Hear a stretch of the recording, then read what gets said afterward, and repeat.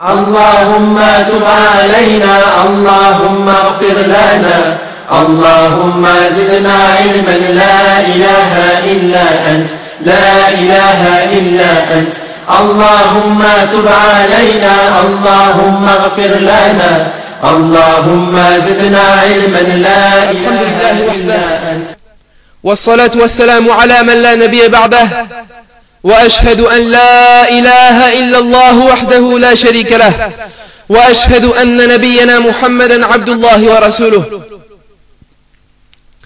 صلى الله وسلم وبارك عليه وعلى آله وأصحابه وأحبابه وأتباعه وعلى كل من صار على ضربه واستنى بسنته واقتفى أثره إلى يوم الدين. Mes chers frères et sœurs, après tout ce que vous venez d'entendre au sujet de ce monstre farouche et au sujet de ce danger mortel, il n'y a plus de doute que le tabac est prohibé et interdit par l'islam. Car Allah Jalla wa Ala a interdit dans son noble livre tout ce qui est nuisible à la santé de l'être humain. Et il y a beaucoup et un grand nombre de preuves et de textes dans le Coran et dans la Sunna, la tradition de notre prophète sallallahu alayhi wa sallam, qui interdisent formellement tout ce qui porte préjudice à l'être humain.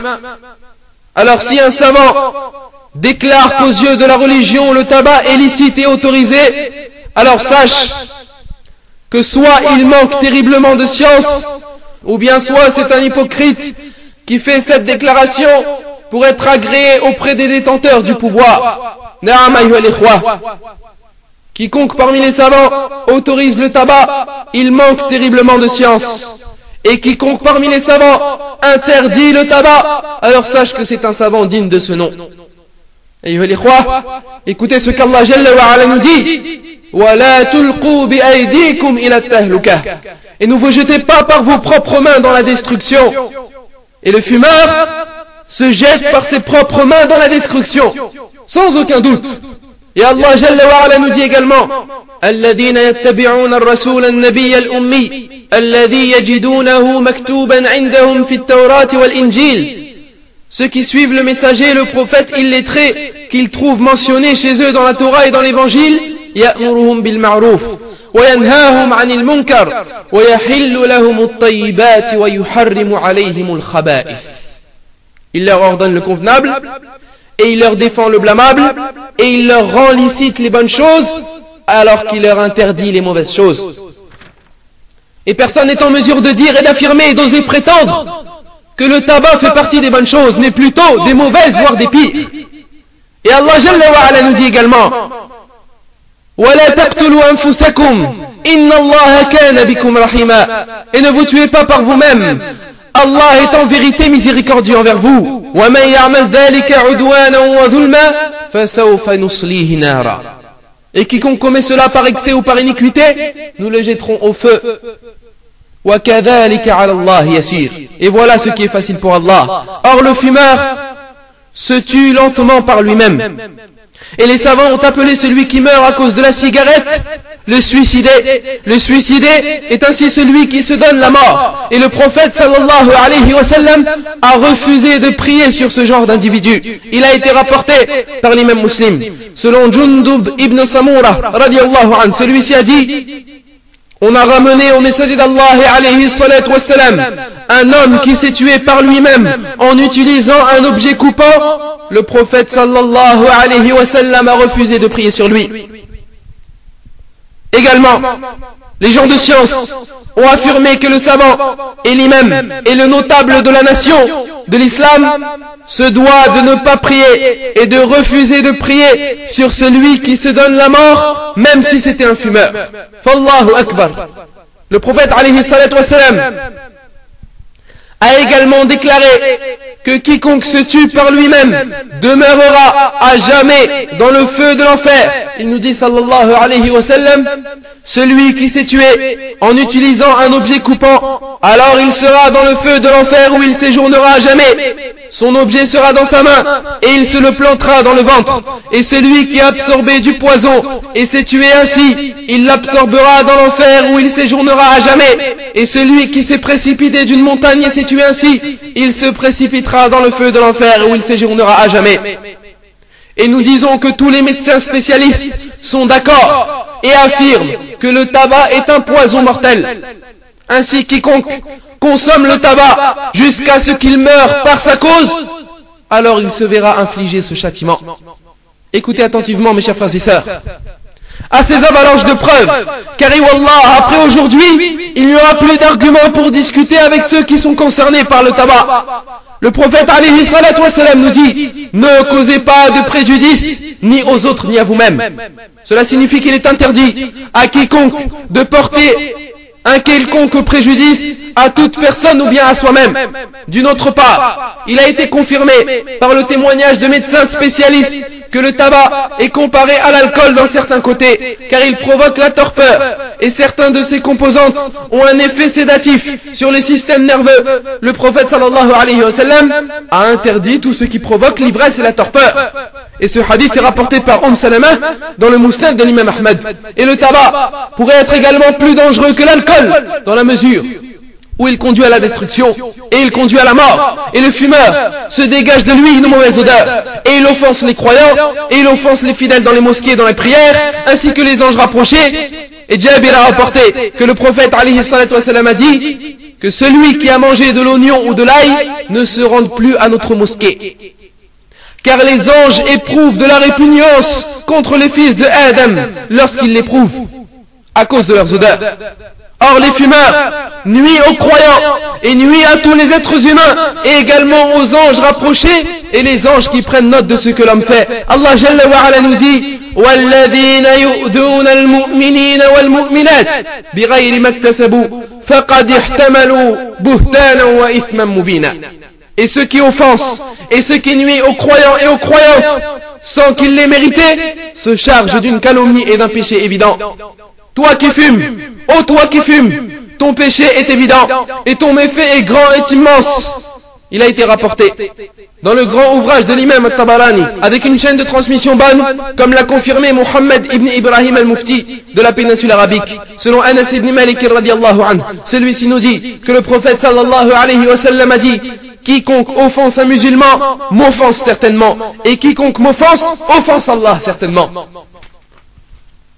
En plus de cela, écoute-nous toi qui fumes, en plus de cela, tu es compté parmi les outranciers que le Seigneur de l'univers haït. Tu es compté parmi ceux qui font un usage injuste de l'argent et parmi ceux qui gaspillent l'argent. Et Allah a qualifié celui qui fait un mauvais usage et celui qui gaspille l'argent d'incapable. Allah Jalla wa Ala nous dit: وَلَا تُؤْتُوا السُّفَهَاءَ أَمْوَالَكُمُ الَّتِي جَعَلَ اللَّهُ لَكُمْ قِيَامًا.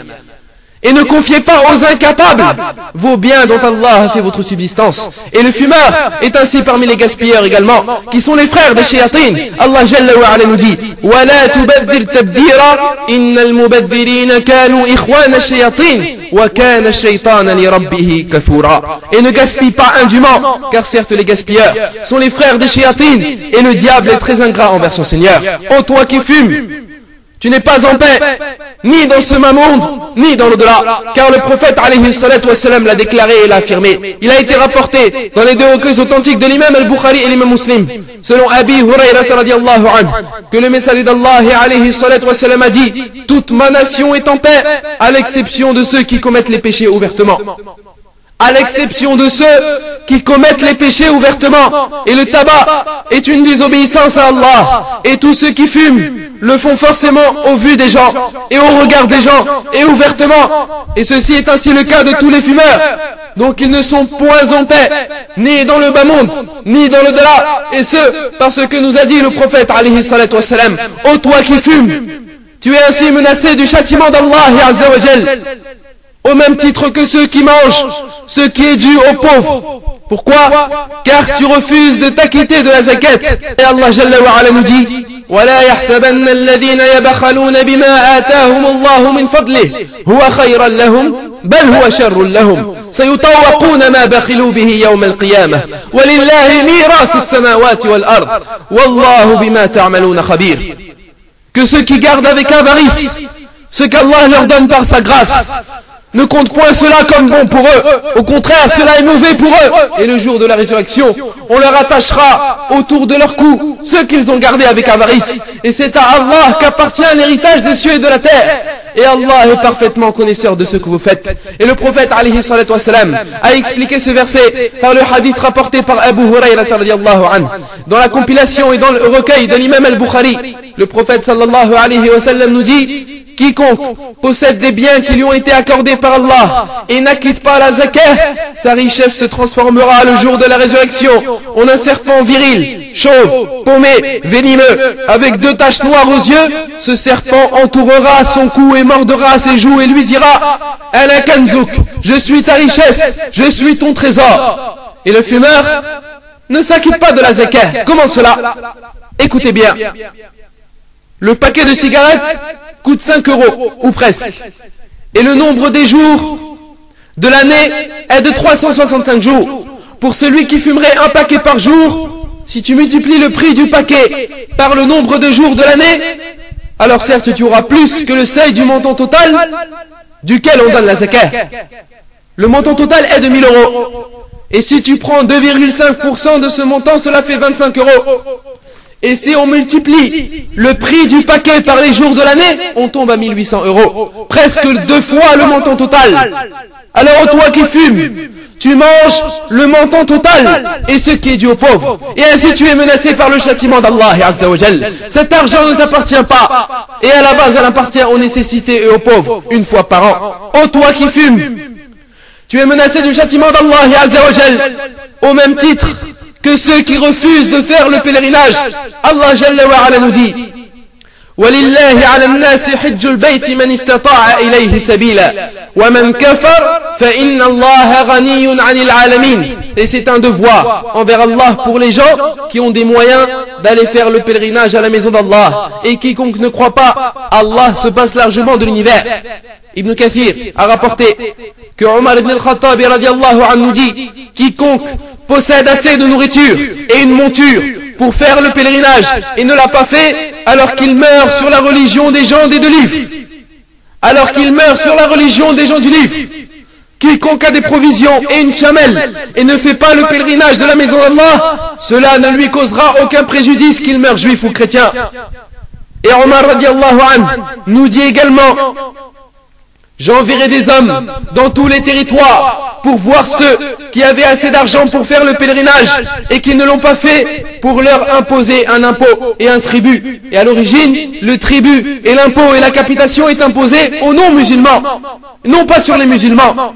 Et pourquoi Omar radiallahu anhu nous dit ça? C'est parce qu'Allah Jalla wa Ala nous dit après cela: وَمَنْ كَفَرْ, et quiconque ne croit pas, Allah se passe largement de l'univers.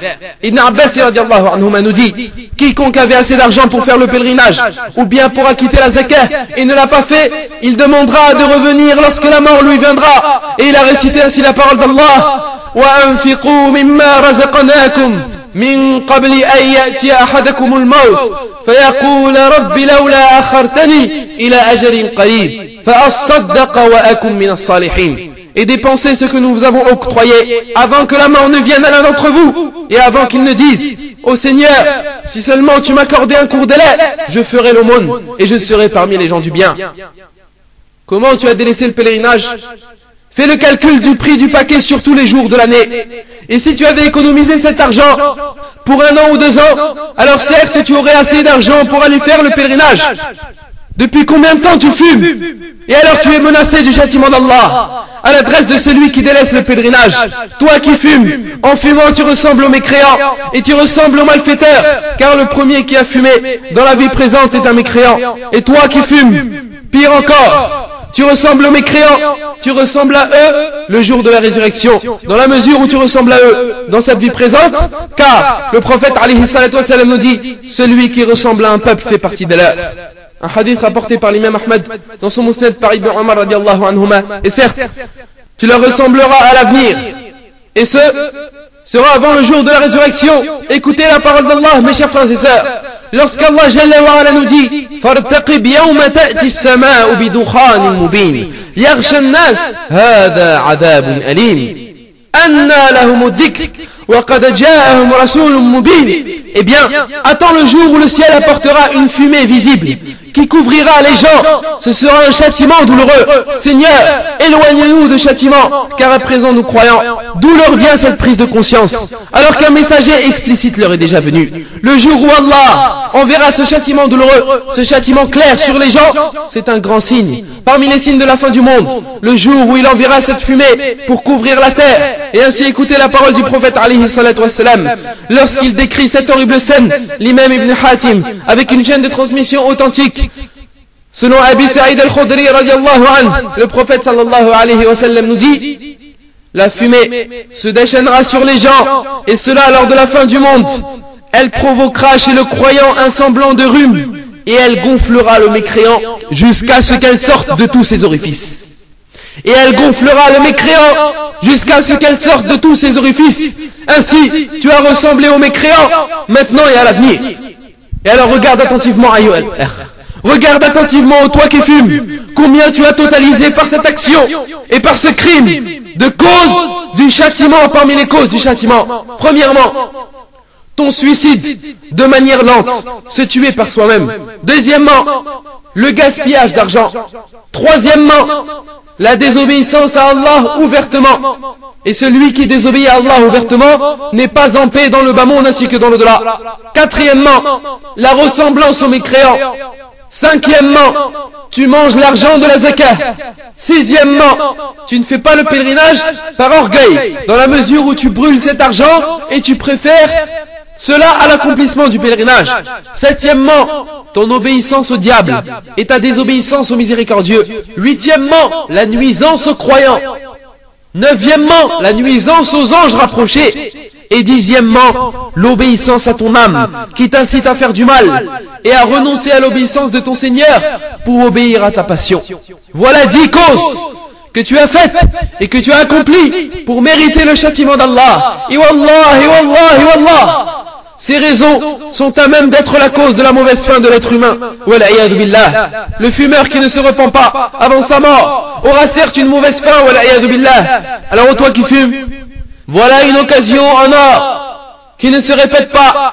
Voilà le mois de Ramadan qui vient à toi. Le mois de Ramadan est une occasion ainsi pour se repentir et pour s'arrêter. Alors jette cette cigarette par terre avant que tu ne sois jeté dans le feu de l'enfer.